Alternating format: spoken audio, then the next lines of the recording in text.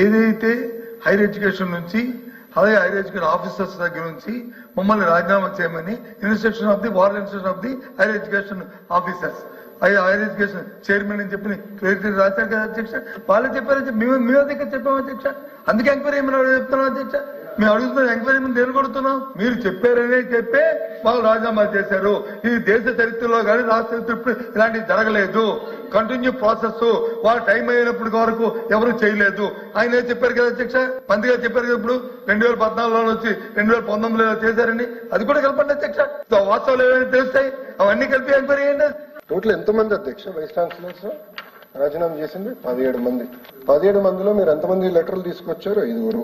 ఒక్క నిమిషం స్వామి, బెదిరించారు రాసింది ఇక్కడ లెటర్ లో ఎక్కడ గాని ఎవిడెన్స్ అంటే పాపం కొంచెం అర్థం చేసుకోవాలి అధ్యక్షులు. అంటే జగన్మోహన్ రెడ్డి గారి దగ్గర క్లాసులు తీసుకోవాలి. ఎందుకంటే అవును, 1 సెకండ్ సార్, అట్లయితే ఇక్కడ హౌస్ ఎందుకు తీసుకుంటున్నారు చంద్రబాబు నాయుడు గారి పేరు? నిన్న మొన్న మీరు చంద్రబాబు నాయుడు గారి పేరు ఎందుకు ప్రస్తావించారు? ఇక్కడ ప్రస్తావించారు, మీ సభ్యులు ప్రస్తావించారు. బొత్స గారు మీకు ఒక నీతి మాకు ఒక నీతి ఉండదు, ఇద్దరికి ఒకటే నీతి ఉంటుంది.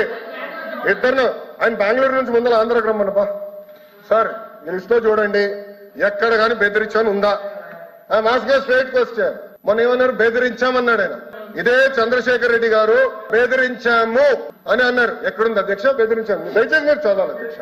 బెదిరించాం, రికార్డ్ చేయండి అధ్యక్ష. ఐ వాంట్ రికార్డ్ చేయండి, కాబట్టి వాయిదా ఒక గంట ఏం పర్లేదు, రికార్డ్ చేయండి.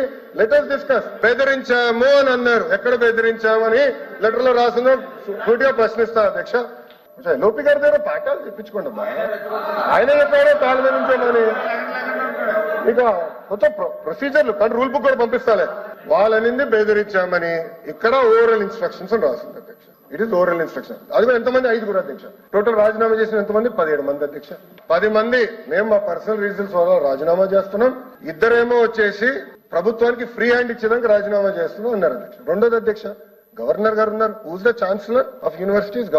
గవర్నర్ గారే స్వయంగా రాజీనామాలు యాక్సెప్ట్ చేశారు. మళ్ళీ ఆయన కూడా అద్భుతమైన వైస్ ఛాన్సలర్స్ నియమించారు. గవర్నర్ గారు నియమించారు. అంటే గవర్నర్ గారు కూడా ప్రశ్నిస్తున్నారు మీరు.